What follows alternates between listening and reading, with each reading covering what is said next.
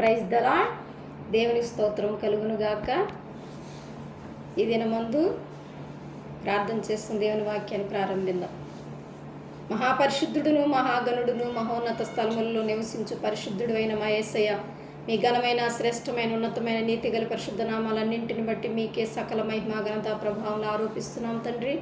నాయన, ఈ మధ్యకాల సమయంలో మరొకసారి నీ బిడ్డలకు ఈ వాక్యం ద్వారా నాయన తెలియజెప్పుటకు మీరు ఇస్తున్న గొప్ప భాగ్యాన్ని బట్టి స్తోత్రాలు. అల్పురాన్న యోగ్యురాన్ని ఎందుకు పనికిరా నన్ను మీరు జ్ఞాపకం చేసుకుని సంపూర్ణంగా నన్ను మీరు మరుగుపరిచి ప్రభా, నా నోట మీ మాటలుంచి ప్రభా నీ బిడ్డలకు తెలియచెప్పుటకు నువ్వు కృప సమృద్ధిగా అనుగ్రహించమని వేడుకుంటున్నాను.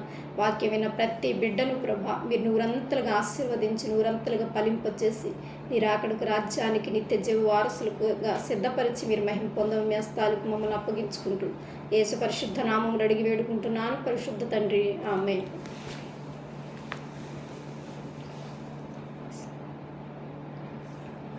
ఒకటవ కొరింథీ 1:18 ఇలాగ రాయబడి ఉంది: సిలువను గూర్చిన వార్త నశించు వారికి వెర్రితనము గాని రక్షింపబడుచున్న మనకు దేవుని శక్తి అని లేఖనం సెలవిస్తుంది. చాలామంది ఈ దినముల్లో ఈ రాజ్య సువార్తను విసర్జిస్తున్నారు.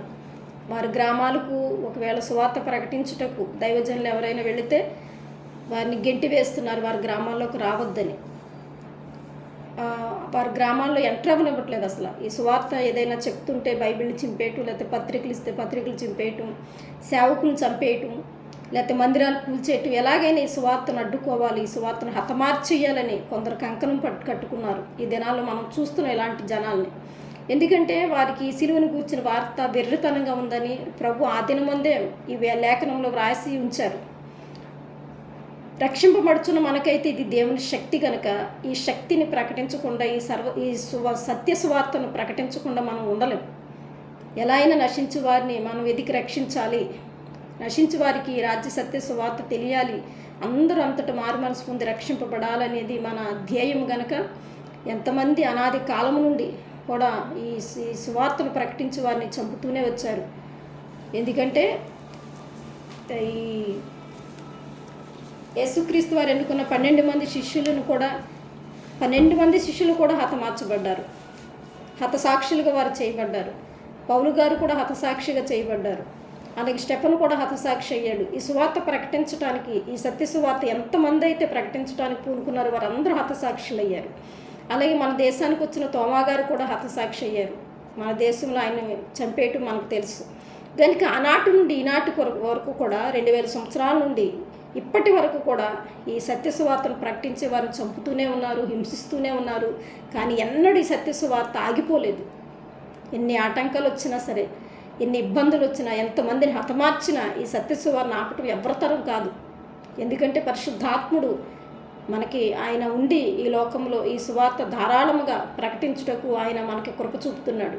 కనుక ఈ సత్య సువార్తను ఆటంకపరచుటకు ఎవరి తరం కాదు, కానీ నశించే వారికి ఇది వెర్రితనంగా ఉంటుందని దేవుని లేఖనం సెలవిస్తుంది. రక్షింపబడుతున్న మనకైతే ఇది దేవుని శక్తి అని దేవుని లేఖనం సెలవిస్తుంది. ఆయన యూదులకు ఆటంకంగాను అన్ని జనులకు వెర్రితనంగాను ఉన్నాడు, కానీ యూదులకేమీ గ్రీసు దేశస్థులకేమీ పిలువబడిన వారికి క్రీస్తు దేవుని శక్తి జ్ఞానంలో ఉన్నాడని మరి లేఖనం సెలవిస్తుంది. ధర్మశాస్త్ర కాలంలో ఈ పరిశుద్ధ గ్రంథంలోని పాత నిబంధన, క్రొత్త నిబంధన దేవుడు మనకు రాసిచ్చారు. ఈ పరిశుద్ధ గ్రంథంలో పాత నిబంధనలో పాపికి ఆశ్రయంగా బలిపీఠం ఉండేది. అయితే ఈ నూతన నిబంధనలో పాపికి ఆశ్రయంగా ఇప్పుడు సిలువ ఉంది. ఆ స్థానం సిలువను ఆశ్రయిస్తాం మనం. ఎందుకంటే పాత నిబంధనలో వారి బలిపీఠమును ఆశ్రయించినప్పటికీ వాడు మరణపాత్రుడైతే బలిపీఠం నుండి లాగి కూడా వారిని చంపేసేవారు.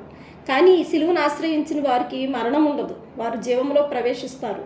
పాత నిబంధనలో మరి పాప పరిహారార్థముగా నిర్దోషమైన పశువు కావాలి, అది గొర్రెపిల్ల.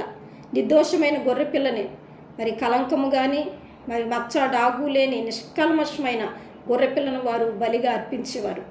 కానీ ఈ నూతన నిబంధనలో దేవాతి దేవుడే గొర్రెపిల్లగా మరి ఆ గొర్రెపిల్ల స్థానాన్ని యేసయ్య తీసుకుని ఆ గొర్రెపిల్ల స్థానంలో ఇదిగో లోకపాపమును మోసుకొని పోవు దేవుని గొర్రెపిల్ల అని ఆయనకి పేరు అని లేఖనం సెలవిస్తుంది. లోకపాపం మోసుకొని పోవుటకు మరి గొర్రెపిల్లగా యేసయ్య వచ్చారు. పరిశుద్ధ గ్రంథం ఈయన గూర్చి తెలియజేస్తుంది. బొచ్చు కత్తిరించు అని ఎదుట గొర్రె మౌనంగా ఉన్నట్లు ఆయన మౌనంగా ఉండి నోరు తెరవలేదని మరి లేఖనం సెలవిస్తుంది. నా దేవుడు పాపం లేనివాడు, నిష్కలంకుడు. అయితే ఈ గొర్రెపిల్ల ఎలాంటిదని మనం చూస్తే పవిత్రుడును, నిర్దోషు, నిష్కల్మషుడును, పాపుల్లో చేరక ప్రత్యేకంగా ఉన్నవాడు, పాపమెరుగని ఆయన మన కోసం పాపముగా చేయబడి ఆ ఘోరశిలువలో శాపగ్రస్తునిగా బలి అయ్యాడని దేవుని లేఖనం సెలవిస్తుంది.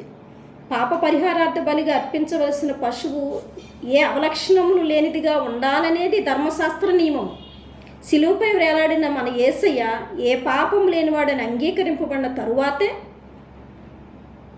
ఆయన అంగీకరింపబడ్డాడు. నిరూపించబడిన తర్వాత, ఏ పాపం లేనివాడని నిరూపించబడిన తర్వాతే ఆయన అంగీకరింపబడ్డాడని లేఖనం మరి తెలియజేస్తుంది.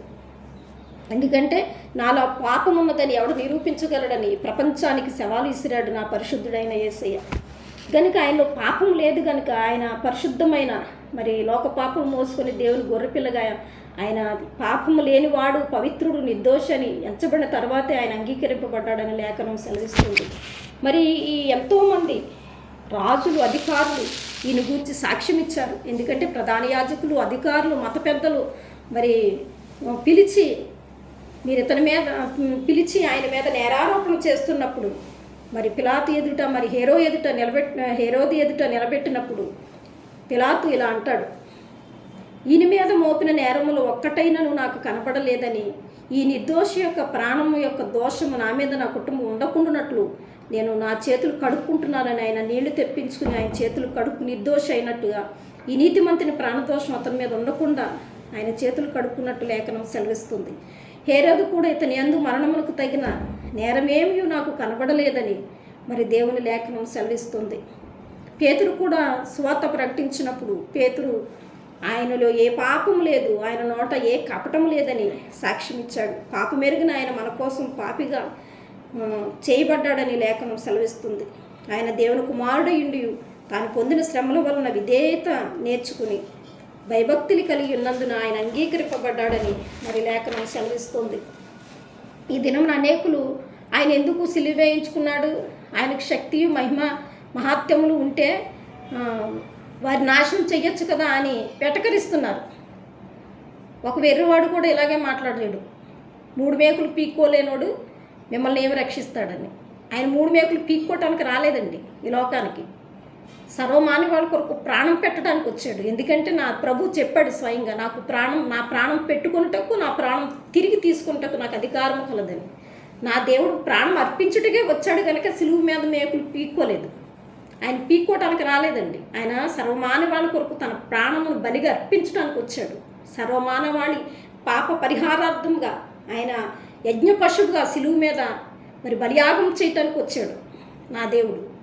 ఈ దినమందు నా దేవుడు ఆనాడు మేకులు పీకుని వాళ్ళందరూ హతమారిస్తే ఈనాడు ఏ మనిషికి రక్షణ లేదు. ఏ మనిషి నిత్య జీవానికి వారసుడు కాడు. ఎందుకంటే నిత్య జీవానికి మార్గం, సత్యం, జీవం నా యేసే.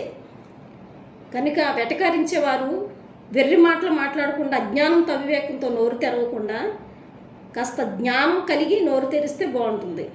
నా దేవుడు ఎవరిని నాశనం చేయటానికి రాలేదండి ఈ లోకానికి. ఎంతటి పాపినైనా క్షమించుటకు, ఆయన పొడిచిన వారిని కూడా క్షమించగలిగిన మంచి మనిషి నా దేవుడు. నా దేవుడు ఎవరిని నాశనం చేసేవాడు కాదు. ఆయనకి నాశనం చేయటం రాదు. ఆయన పొడిచిన వారిని కూడా క్షమిస్తాడు. వీరేం చేస్తున్నారో వీరికి తెలియదు అని వారిని కూడా ప్రభువుని క్షమించమని తండ్రిని విజ్ఞాపం చేశాడు నా దేవుడు. అలాంటి క్షమాగుణము కలిగిన వాడు నా యేసు. ఎవ్వరి నాశనం చేయడు. ఆయన అందరినీ మరి రక్షించి నిత్యజీవ వారసులుగా చెయ్యాలని వచ్చాడు. ఆ సంకల్పంతో వచ్చి ఆ సంకల్పాన్ని నా ప్రభువు నెరవేర్చాడు ఆ సిలువలో. కనుక సిలువను గూర్చిన వార్త నశించే వారికి వెర్రితనంగాను, హేళనగాను ఉంటుంది. రక్షింపబడుచున్న మనకైతే అది దేవుని శక్తి. ఇలా వెటకరించేవారు ఉంటారని, దేవుడు హేళన చేసేవారు ఉంటారని నా దేవుడు ముందుగానే ఎరిగి మరి ఈ యొక్క వాక్యాన్ని రాయించాడు. నశించే వారికి ఇది వెర్రితనంగా ఉంటుందని, నాశన పుత్తులకి ఇది వెర్రితనంగా ఉంటుంది. అయితే రక్షింపబడి నిత్యజీవ వారసులు అయ్యే వారికి ఇది దేవుని శక్తి అని లేఖనం సెలవిస్తుంది. అయితే దేవుని త్యాగాన్ని, ఆయన శిలువ మరణమును హేళన చేసేవారు, మరి వెటకరించేవారు ఎవరైతే తెలుసా మీకు, వీరు ప్రకృతి సంబంధులు. దైవ సంబంధులు కాదు వీరు, ప్రకృతి సంబంధులు. ప్రకృతి సంబంధులు ఏం చేస్తారంటే ఆయన ఆజ్ఞల విషయంలోనూ మరి ఆయన సువార్త విషయంలోనూ ఆయన్ని అంగీకరించరు. అయితే ఆత్మ సంబంధులు అలా ఉండరండి, అన్నింటినీ వివేచిస్తాడు. ఆత్మ సంబంధులు అన్నింటినీ వివేచిస్తారు, కానీ ఎవరి వల్ల వారు వివేచింపబడరని లేఖనం సెలవిస్తుంది. కనుక ప్రకృతి సంబంధులు ఇలాగ వెటకరించి దేవుని నామాన్ని దూషిస్తూ ఆయన త్యాగాన్ని, ఆయన ప్రాణ రక్షణ, మరి ఆయన ఇచ్చిన రక్షణను నిర్లక్ష్యపరుస్తూ వెటకారంగా హేళనగా మాట్లాడతారు. పౌలు కూడా ఒకప్పుడు మరి వెర్రివాని వలె ఉన్నాడు. ఈ యొక్క పరిశుద్ధ యేసయ్య నామాన్ని ఎవరైతే అంగీకరిస్తారో వారందరిని చంపాలని కంకణం కట్టుకుంటాడు. మరి ఈ కొత్త బోధ ఏదో చేస్తున్నారు వీరు, పునరుద్ధానం లేదు, యేసు లేడు, ఇదేదో కొత్త బోధ అని అతను కూడా మరి మాకు సకల విద్య ప్రవీణత గలవాడే అధికారుల యొద్ద మరి సెలవు పుచ్చుకుని ఈ యేసుక్రీస్తు నామాన్ని అంగీకరించిన వారందరినీ చంపేయాలి అని ఆయన ఒక కంకణం కట్టుకుని బయలుదేరాడు. అయితే ఆకాశమందు అతనికి ఒక దర్శనం, సౌలా సౌలా అని దేవుడు అతను పిలవటం మనకు తెలుసు. మరి అతను ఎవరు అని అడిగినప్పుడు నువ్వు హింసిస్తున్న యేసుని సౌలా మునుకోనలకు ఎదురుతన్నట్టు అసాధ్యమని అతని దేవుడు హెచ్చరించాడు. ఆ దినమందు అతని పాపపు పొరలు రాలిపోయి అతని మనోనేత్రాలు వెలిగింపబడి దైవ దర్శనాన్ని పరలోకం మరి ఆకాశమందు చూసి మరి ఏ నామాన్ని హతమార్చాలి, ఏ నామాన్ని బట్టి నమ్ముకున్న ప్రజలను హతమార్చాలని బయలుదేరి కంకణం కట్టుకున్నాడు. మరి ఆ నామం కొరకు ప్రాణం పెట్టిన వాడుగా మరి దేవుని లేఖనం సెలవిస్తుంది. పౌలు కూడా ఒకప్పుడు వెర్రివాడిగానే ఈ నామాన్ని హేళన చేశాడు, ఈ నామాన్ని అంగీకరించే వారిని చంపాలనుకున్నాడు, ఈ స్వాత ప్రకటించే వారిని భూమి మీద లేకుండా చేయాలనుకున్నాడు. కానీ ఈ నామం కొరకే మరి దేవుడు ఆయన ఎన్నుకున్నట్లుగా లేఖనం సెలవిస్తుంది. మరి పౌలు గారు కూడా మరి మహాసమాజం ఎదుట, మరి అగ్రప్ప రాజ్యం ఎదుట తన సంగతి అంతయు నేను ఎలా అతడు ఎలా రక్షింపబడ్డాడు, మరి ఈ నామాన్ని అంగీకరించిన వారిని ఎవరెవరిని చంపడానికి ఇతను సమ్మతించాడు, మరి ఆ సంఘానికి ఎలాంటి హింస కలిగజేస్తాడు, ఇదంతా అతను సాక్ష్యం చెప్తున్నప్పుడు పేస్తు అనేవాడు వచ్చి సౌలా నీకు వెర్రి పెట్టింది, నీకు అధిక విద్య వలన నువ్వు వెర్రివాడు అయిపోవని గొప్ప శబ్దంతో మరి అతడు పలుకుతున్నట్లుగా లేఖనం సెలవిస్తుంది. ఆనాడే పౌలు గారిని వెర్రివాడు అన్నారు సువార్త ప్రకటిస్తుంటే. దానికి ఈ దినమందు కూడా ఇలాంటి వారు ఉంటారని నా దేవుడు ఇలా రాయించాడు. ఇది నశించిపోతున్న వారికి ఇది వెర్రితనంగా ఉంటుంది, రక్షింపబడుచున్న మీకైతే ఇది దేవుని శక్తి అని. పౌలును కూడా అప్పుడు పేస్తే అలాగే అన్నాడు, నీకు వెర్రి పెట్టింది అధిక విద్య వల్ల నువ్వు వెర్రివాడు అయిపోయావని గొప్ప శబ్దంతో కేకలు వేశాడంట. కనుక ఏది ఏమైనా ఈ దినాల్లో సిలువకు వ్యతిరేకంగా శత్రువుగా మరి ఎన్ని బెదిరింపులు వచ్చినా, ఎంతమంది లేచినా మేము చెప్పేది ఒకటే, ఏంటంటే యేసుక్రీస్తు లోకరక్షకుడని ఆయన 2000 సంవత్సరాల క్రితం పాపుల కొరకు వచ్చి ఆ శిలువ మీద బలి పశువుగా యజ్ఞం చేసి సర్వమానవాళి పాప పరిహారార్థమే ఆయన బలి అయ్యాడని నమ్మాలి. నిత్య జీవం పొందాలంటే యేసుక్రీస్తే నిజదేవుడని నమ్మాలి, లేకపోతే నిత్యత్వం అనేది ఏ నామంలో లేదు. ఈ నామందే రక్షణ, ఈ నామందే నిత్య జీవం. యేసు నామాన్ని ఒప్పుకొని వారికి నిత్య జీవం లేదు. ఇది మేము చెప్పే సత్యం అండి. మీరు మమ్మల్ని చంపండి, హింసించండి, కొట్టండి, బెదిరించండి, ఎన్ని మందిరాలైనా కూల్చండి, ఎంతమందినైనా హతమార్చండి, మేము చెప్పే ఈ సత్యానికి మా గళ వింపటం మేము మానం. ఎందుకంటే మీరే నశించిపోవటం మాకు ఇష్టం లేదు, మా దేవునికి కూడా ఇష్టం లేదు. నా దేవుడు 3 మేకులు పీక్కోవటానికి రాలేదు, అందరూ అంతటా రక్షింపబడాలి, అందరూ నిత్య జీవానికి వారసులు కావాలి. మతభేదం లేదు, కులభేదం లేదు, జాతి భేదం లేదు. నా దేవునికి అందరూ నిత్య జీవులు నా దేవునితో జీవించాలని కోరుకున్నాడు. కనుక అట్టి బలియాగానికి ఆయన అంగీకరింపబడ్డాడు. గనుక సిలువను గూర్చిన వార్త మీకు వెర్రితనమై ఉండొచ్చు, మీరు నమ్మినా నమ్మకపోయినా ఈ సువార్త అనేది మేము చెప్తూనే ఉంటాం. గనుక ఈ సువార్తను అంగీకరిస్తే నువ్వు ధన్యుడు, నిత్యజీవ వారసుడు. సువార్తను అంగీకరించకపోతే నీ నాశనమునకు నీవే కారకుడు. దేవుని వాక్యానికి లోబడేవారు ఆజ్ఞలు మరి దేవుడు అందుకే ఇలాగా ఈ హేళన చేసేవారు, జ్ఞానులైన వారు మరి ఇలాగ దేవుని సత్య సువార్తను హేళన చేస్తారని ఆయన నామాన్ని ఒప్పుకోరనే మరి దేవుడు ఏం చేశాడంటే దేవుని వాక్యాన్ని ప్రకటించుటకు మరి విద్య లేని పామరులను దేవుడు పిలిచాడు, అజ్ఞానులను పిలిచాడు జ్ఞానులు సిగ్గుపరచుటకు. మరి జ్ఞానులు అయితే ఏం చేస్తారంటే వితండవాతంతో సువార్తకు లోబడరు. మరి శాస్త్రులు, పరిచయులు వెరివారిగా మరి మాట్లాడారు, వారిని తృణీకరించారు. ఈ శిష్యుల్ని, సువార్త ప్రకటించే శిష్యుల్ని ఈ శాస్త్రులు పరిచయులు వెరివారిగా ఎంచి వారిని తృణీకరించారని లేఖనం సెలవిస్తుంది. గనుక దేవుడు జ్ఞానులు సిగ్గుపరచుటకు అజ్ఞానులు ఎన్నుకున్నాడని, ఎన్నిక చేయబడి వారిని సిగ్గుపరచుటకు ఎన్నిక లేని వారిని, బలవంతులు సిగ్గుపరచుటకు బలహీనులు ఎన్నుకున్నాడని నా దేవుని లేఖనం సెలవిస్తుంది. ఎందుకు ఇలాగ చేశాడు నా దేవుడు అంటే, బలవంతులు జ్ఞానం గలవారు ఏం చేస్తారంటే వితండవాదంతో సువార్తను వెరితనంగా మాట్లాడతారు, అంగీకరించరు. ఈ సత్య సువార్తను అంగీకరించి నిత్య జీవానికి వారసులగటానికి వాళ్ళు ఇష్టపడరు కనుక నా దేవుడు అజ్ఞానులను, అవివేకుల్ని, మరి విద్య లేని పాములు ఎన్నుకుని ఈ రాజ్య సత్య సువార్త సర్వమానవాళికి అందాలి, ఎవరు నశించిపోకూడదని 2000 సంవత్సరాల క్రితం బహుదీర్ఘశాంతుడై మరి ఎదురు చూస్తూ ఆయన కరుణా గాయపడిన హస్తం చాపి, రండి ప్రయాసపడి భారం వచ్చిన సమస్త జనులారు నా యొద్దకు రండి, మీకు విశ్రాంతి కలుగజేస్తున్నాడు నా దేవుడు పిలుస్తున్నాడు, ఆనాటి నుండి ఈనాటికి కూడా. కానీ ఇక సమయం అయిపోయిందండి. ఇప్పుడు కృపాయుగంలో మనం ఉన్నాం కనుక ఈ కృపాయుగం ముగిసిపోయే ఆఖరి స్టేజ్లో మనం ఉన్నాం కనుక ఇప్పుడైనా మరి సమయం మించిపోలేదు. మరి దేవుణ్ణి మరి హేళన చేయటం, ఆయన సువార్తను హేళన చేయటం, ఆయన సేవకులను చంపడం ఇది మానేసి రక్షింపబడి యేసుక్రీస్తు నిజదేవుడు పాపుల కొరకు వచ్చి మరి ప్రాణం పెట్టి ఆయన పునరుద్ధారుడై తిరిగి లేచి వెళ్ళి మళ్ళీ వస్తున్నాడని నువ్వు నమ్మితే రక్షింపబడతావు, నమ్మకపోతే నువ్వు శిక్షకు పాత్రుడవుతావు. యేసయ్య బలియాగమును గూర్చి, మరణము గూర్చి, ఆయన పునరుద్ధానం గూర్చి, ఆయన ఆరోహణం గూర్చి, రెండవ రాకను గూర్చి, ఈ సత్యమును గూర్చి మరి గ్రహించలేని వారికి, సువార్తను ఎరగని వారికి వాటిని గూర్చి ప్రకటించుట, వాటిని విశ్వసించిన మా పని అని, ఇది మా బాధ్యత అని మేము నమ్మి మరి ఈ సువార్తను ప్రకటించుటకు మేము పూనుకుంటున్నాం.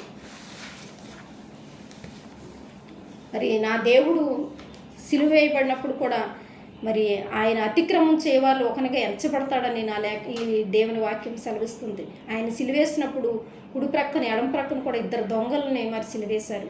వారు అతిక్రమం చేసి ఆ సిలువ మరణానికి పాత్రులుగా నా దేవుడు ఏ పాపం చేయని పరిశుద్ధుడుగా ఆ సిలువ మరణం పొందుతున్నాడు. లేఖనం సెలవిస్తుంది యెషయా 53:12 అధ్యాయం వచనంలో మరి అతిక్రమం చేయవాళ్ళు ఒకనిగా ఎంచబడ్డాడని ప్రవచనం ముందుగానే చెప్పబడింది. ఆ ప్రవచనం ఇక్కడ నెరవేరటం మనం చూస్తాం. మరి కనుక బాప్తిసం ఇచ్చి యోహాను కూడా ప్రకటించాడు, పరలోక రాజ్యం సమీపించున్నది, మారు మనసు పొందండి అని. ప్రభువారు కూడా మరి ప్రకటించారు, పరలోక రాజ్యం సమీపించున్నది, మారు మనసు పొందండి అని. దేవుడు సర్వలోకానికి వెళ్ళి సర్వసృష్టికి సువార్త ప్రకటించండి ఆయన శిష్యులు కూడా ఆజ్ఞాపించాడు. ఆనాటి నుండి ఈనాటికి సువార్త, ఈ సర్వసత్యం మనుషుల్లోకి వెళ్తుంది. నమ్మిన వారు నమ్ముతున్నారు, నమ్మని వారు మరి త్రోసివేస్తున్నారు. కనుక ఈ రక్షణ, ఇదే రక్షణ దినం, ఇదే అనుకూల సమయం. ఇంత గొప్ప సమయాన్ని, ఇంత గొప్ప రక్షణను నిర్లక్ష్యపరిస్తే ఎలా తప్పించుకుంటామని దేవుని లేఖనం సెలవిస్తుంది. నమ్మి బాప్తిసం పొందినవాడు రక్షింపబడతాడు, నమ్మని వారికి శిక్ష విధింపబడుతుందని మరి దేవుని వాక్యం తెలియజేస్తుంది. ఎన్ని ఆటంకాలు వచ్చినా, ఎన్ని బెదిరింపులు వచ్చినా సువార్త ప్రకటించి మరి హతసాక్షులు అయ్యారే తప్ప, ఇంత భూమిని ఆకాశం తల్లకిందులు చేసి వారి ప్రాణాలను సమర్పించారే తప్ప సువార్త ప్రకటించడం అనేది వారు ఎప్పుడు ఆగిపోలేదు. అందుకే పౌలు గారు ఇలా సాక్ష్యం ఇస్తున్నాడు, సువార్త విషయంలో నేను సిగ్గుపడువాడను కాను అని పౌలు చెప్తున్నారు. చూస్తావా, సువార్త విషయం మేము సిగ్గుపడమండి.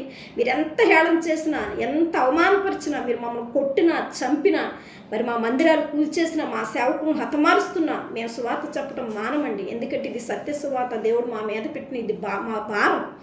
ఇది సత్య సువార్త మీరు నమ్మాలి. మీరు నాశనం అయిపోవటం, నిత్య నరకంలోకి వెళ్ళిపోవటం మాకు ఇష్టం లేదు. ఎందుకంటే ఈ నామం తప్ప ఏ నామంలో రక్షణ లేదని లేఖనం సెలవిస్తుంది. వేరే నామంలో రక్షణ లేదు. మా దేవుడు మాకున్నారు, మా దేవతలు మాకున్నారు, మీరేంటి మాకు ప్రకటించదని మీరు అనొచ్చు, తప్పులేదు, మీ ఇష్టం అండి అది. మేము సత్య సువార్త ప్రకటిస్తున్నాం. ఈ నామం తప్ప వేరొక నామంలో రక్షణ లేదు, నిత్య జీవం లేదని చెప్పటం మా బాధ్యత. నమ్మితే రక్షింపబడతావు, నమ్మకపోతే మరి నీ శిక్షకు నీవే పాత్రుడు. సువార్త ప్రకటించకపోతే మాకు శ్రమని లేఖనం సెలవిస్తుంది కనుక ఈ సువార్త మేము ప్రకటిస్తూనే ఉంటాం. ఎందుకంటే 2000 సంవత్సరాల నుంచి హింసిస్తూనే ఉన్నారు, చంపుతూనే ఉన్నారు. ఈ లోకం మాకు ఎనదగింది కాదని నా దేవుడు ముందుగానే తెలియచెప్పాడు. జనులు నా నామాను బట్టి మిమ్మల్ని హింసించి, నిందించి, మరి చెడ్డ మాటలను మీ మీద పలికినప్పుడు మీరు ధన్యులు, పరలోకమందు మీ ఫలం అధికమవుతుంది కనుక ఆనందించి సంతోషించమని నా దేవుడు చెప్పాడు. మన యేసుక్రీస్తు నామాను బట్టి మేము సకల ప్రజల చేత, సర్వలోకం చేత మేము ద్వేషింపబడతామని కూడా నా దేవుడు ముందుగానే రాసించాడు సువార్తలో. ఇప్పుడు జరిగేది కూడా మేము కనులారా చూస్తున్నాం. కనుక ఈ సువార్త వినువారు ఈ సువార్త వినని వారు నశించేవారండి. సువార్త వినేవారు అందరూ రక్షింపబడేవారండి. నశించిన దాన్ని వెతికి రక్షించుటకు నాకు దేవుడు వచ్చాడు.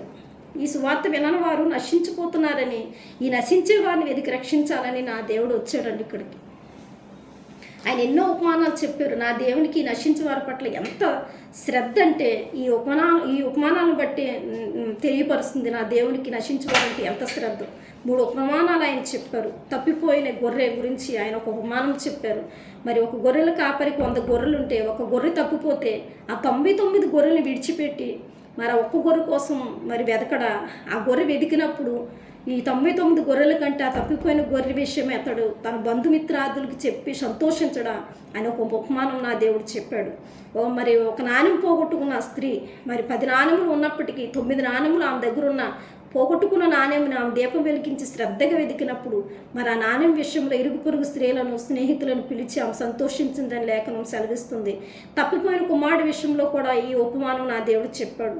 మరి తండ్రి ఆస్తిలో మరి తనకు రావాల్సిందంతా పంచుకుని మరి స్నేహితులతో చెడిపోయి మరి లోకమంతా అనుభవించి చెడిపోయి తిరిగి వచ్చినప్పుడు ఆ తండ్రి విందు చేసి మరి బంధుమిత్రాదులు పిలిచి మరి సంగీత వాయిద్యములు వాయించి పాటలు పాడించి ఒక బెర్రు పిల్లను వధించి గొప్ప విందు చేసినట్టుగా లేఖనం సెలవిస్తుంది.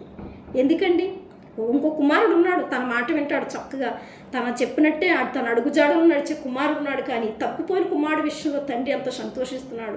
ఈ నా కుమారుడు చనిపోయి బ్రతికాడు, ఈ నా కుమారుడు తప్పిపోయి మరలా దొరికాడు అని ఆ తండ్రి సంతోషిస్తున్నాడని లేఖనం సెలవిస్తుంది. నా దేవుడు కూడా నశించిపోయి వారి పట్ల ఇలాంటి మరి బాధ్యత, భారం, ప్రేమ కలిగి ఉన్నాడండి. మీరు మరి సువార్తను అంగీకరించకపోయినా, సేవకును కొట్టినా, తిట్టినా, చంపినా మీరు నా దేవుని వైపు తిరిగితే తప్పకుండా నా దేవుడు మిమ్మల్ని క్షమించి మరి రక్షింపబడని మరి 100 మంది కంటే మీ విషయంలో నా దేవుడు ఎంతో సంతోషిస్తాడని దీని సారాంశం అండి. కనుక మీరు ఇంత గొప్ప రక్షణ నిర్లక్ష్యపరిచి సువార్తను వ్యతిరేకరించి మరి త్రోసివేస్తే మీరు నిత్య నాశనాన్ని తప్పించుకోలేరనేది ఇది సత్యం.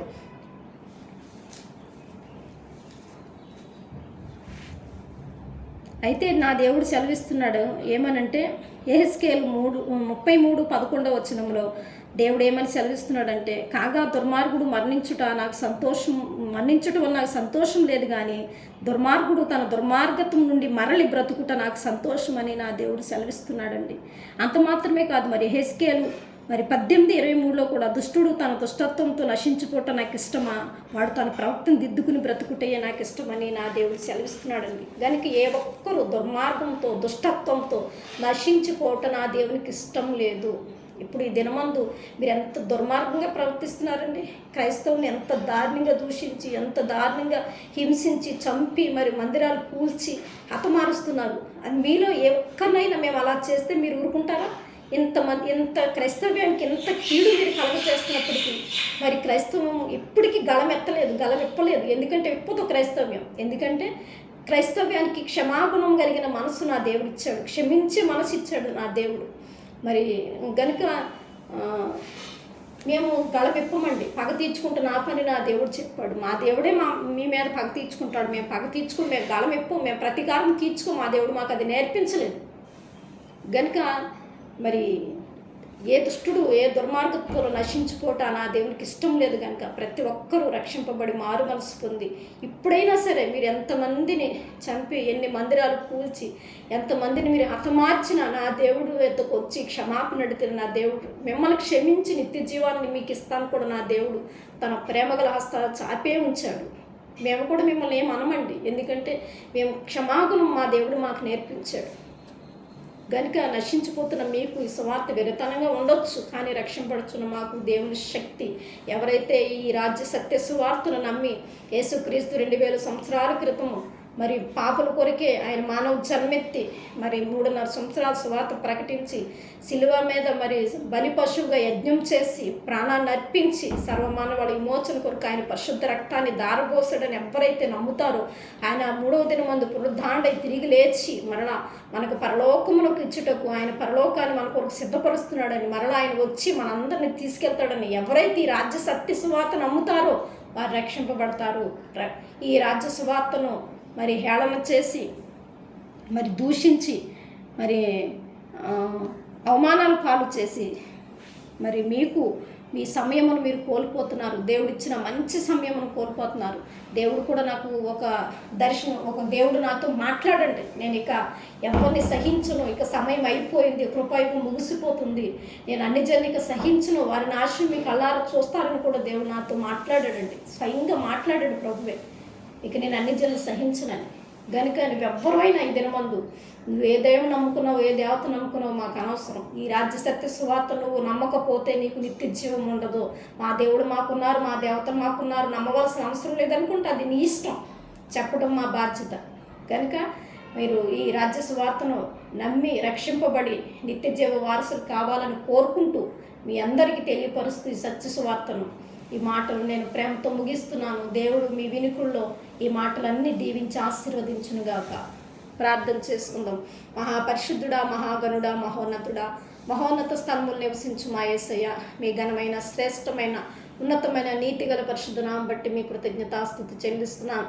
నా తండ్రి, నమ్మదగిన దేవుడు, కృపగలిగిన రాజు, అనాది సంకల్పోన్నత ప్రణాళిక చొప్పున నశించి వారిని కొరకు ప్రభా, నువ్వు 2000 సంవత్సరాల క్రితం భూమి మీదకి నరావతారం ఎత్తి ప్రభా, మరి మీరు సర్వమానవాళి మోచన కొరకు సిలువలో బలిపశువుగా మీరు యజ్ఞం చేసిన ఆయన సర్వమానవాళి కొరకు నీ పరిశుద్ధ రక్తాన్ని చిందించి ఈ నశించిపోతున్న ప్రతి వారు రక్షింపబడిన నీ రక్తంతో కడగబడి శుద్ధి చేయబడి పాప క్షమాపణ పొంది నిత్య జీవ వారసులు అవ్వాలని ప్రభా మీరు సిలువ యాగం చేశారు. నా తండ్రి, ఈ దినమందు ప్రభా ఎంతోమంది మరి ఈ సిలువను కూర్చుని వార్త వెర్రితనముగా ఆయన చేసుకుని ఆయన హేళన చేస్తూ మరి నాయన నా తండ్రి వెటకరిస్తూ ఎక్కరిస్తూ ప్రభా సేవకుని హింసిస్తూ నిందిస్తూ ఉన్నారు తండ్రి. అలాంటి వారు కూడా మీ క్షమాపణ అనుగ్రహించి వారు కూడా మీ రక్షణ ఇచ్చి వారిని కూడా నిత్య వారసులుగా చేయమని మేము ప్రార్థిస్తున్నాం తండ్రి. వాక్యం ఉన్న ప్రతి బిడ్డను మీరు దీవించి ఆశీర్వదించండి. ఈ వాక్యం నాయన వారి హృదయాలు నూరంతలుగా ఫలింపచేసి నాయన నిత్య జీవ వారసులుగా సిద్ధపరచమని అడుగుతున్నాను. ప్రతి వారికి క్షమాపణ అనుగ్రహించండి. ప్రతి వారిని లోకములోండి పాపములోండి శత్రు కబంధ హస్తాల్లోండి విమోచించి రక్షించి నిత్య జీవానికి సిద్ధపరచమని ప్రార్థిస్తున్నాను తండ్రి. నాయన మీ స్తోత్రం చెల్లించి నాయన హస్తాలకు అప్పగిస్తున్నాను. ఈ మధ్యకాల సమయంలో ఎంతమంది బిడ్డలు మరి కన్నీరు విడుచు వేదన చేత, బాధల చేత, సమస్యల చేత సతమతమైపోతున్నారు.